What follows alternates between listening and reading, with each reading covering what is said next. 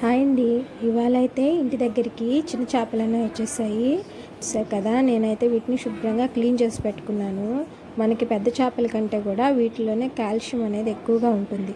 కాబట్టి మనము తక్కువకు దొరికినా కూడా ఇవి హెల్త్ కూడా చాలా మంచిది. కాబట్టి వచ్చినప్పుడు ఖచ్చితంగా మీరు తీసుకొని చేసుకోవడానికి ట్రై చేయండి.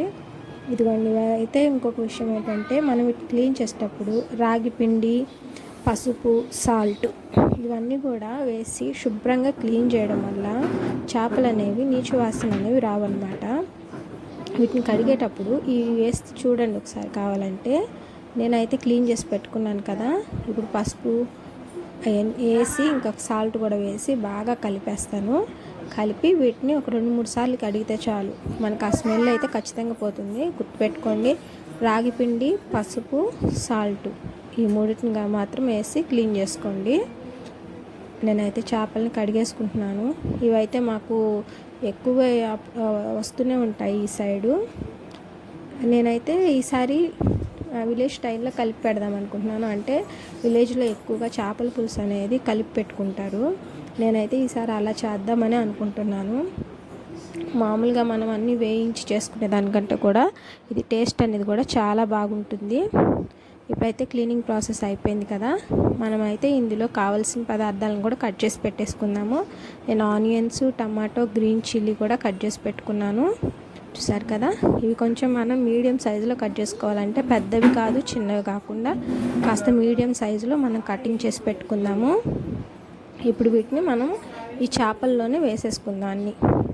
ఇవన్నీ మనం ఏమీ ఫ్రై చేయని అవసరం లేదండి. డైరెక్ట్గా వీటన్నిటిని కూడా మనము ఇందులో వేసేసుకుంటే సరిపోతుంది. సరే కదా. అన్నీ ఒకదాని తర్వాత ఒకటి వేసుకుంటున్నాను. పచ్చిమిర్చి అయితే ఘాట్లు పెట్టుకుంటే సరిపోతుంది.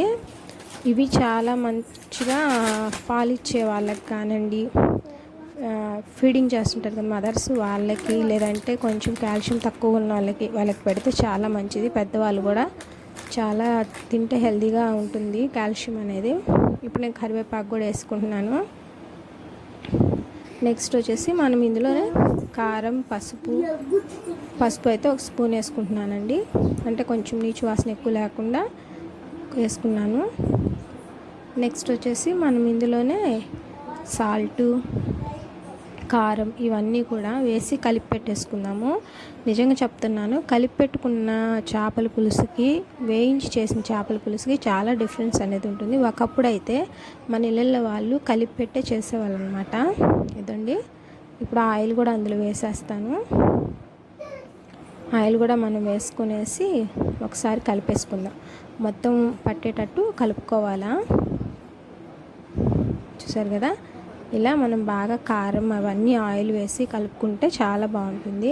కుదిరితే మీ దగ్గర ఊరగాయ నూనె కానీ ఉంటే మ్యాంగో పికిల్ ఉంటుంది కదండి, దాన్ని గుజ్జు వేసుకున్నా కూడా టేస్ట్ అనేది చాలా బాగుంటుంది ఫిష్ కర్రీలో. తర్వాత వచ్చి ఇందులోనే అల్లమైన అవసరం లేదు, తెల్లగడ్డని దంచేసుకున్నాను. తెల్లగడ్డ కంపల్సరీ మనం వేసుకుంటే టేస్ట్ అనేది బాగుంటుంది, స్మెల్ కూడా రాకుండా ఉంటుంది కర్రీ. చింతపండు గుజ్జు నేను కలిపి పెట్టేసుకున్నాను ముందే, అది కూడా మనం రసం వేసేసుకున్నాము. ఎక్కువ పోయకూడదు, కొంచెం చిక్కగానే వేసుకోవాలా.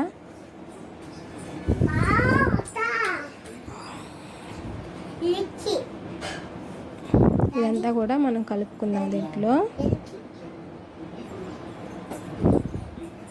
సరే కదా. ఇంకొంచెం వాటర్ పోసుకొని మనకి ఫిష్ అనేది మునిగే వరకు మనం పోసుకుంటే సరిపోతుంది.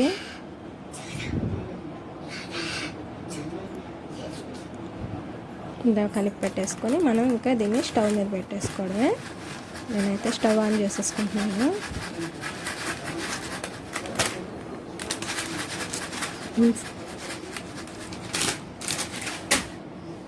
స్టవ్ మీద మూత పెట్టేసుకొని సిమ్లో పెట్టుకుంటే, ఎందుకంటే మనం వాటర్ ఎక్కువ వేయలేదు కాబట్టి సిమ్లో పెట్టుకున్నామంటే నిదానంగా కుక్ అవుతుంది, వాటర్ కూడా ఇంకిపోవు అన్నమాట. సో కదా. మనకైతే ఉడుకుతూ ఉంది.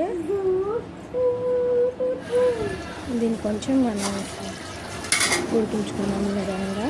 తెల్లుతుంది, ఆయిల్ అంతా కూడా మనకి పైకి వచ్చేసేయాల. సరే కదండి. ఆయిల్ అంతా కూడా పైకి వచ్చేసింది. కర్రీ అయితే మనకి రెడీ అయిపోయింది. ఆయిల్ పైకి వచ్చే వరకు కూడా కుక్ చేయండి. అప్పుడు కర్రీ అనేది చిక్కబడుతుంది అనమాట. అప్పుడు మాత్రమే మీరు దించుకోండి దాన్ని. చూసారు ఎంత బాగుందో.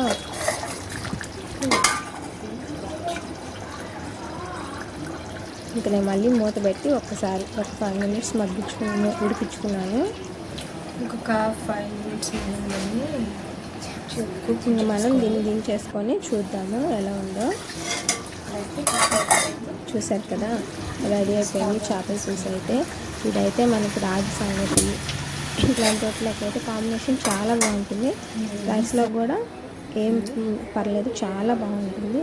ఇదో చూసారు కదా ఫిష్ అయితే ఇరిగిపోలేదు. చిన్న చేపలైనా కానీ ఎక్కువ వచ్చాయి. చెప్తాను. ఇందులో మనకి టమాటా ముక్కలు అవన్నీ కూడా మరి మిషన్ వరండాలో పెట్టుకుంటాం, అది కాదు. అప్పుడే కర్రీ బాగుంటుంది.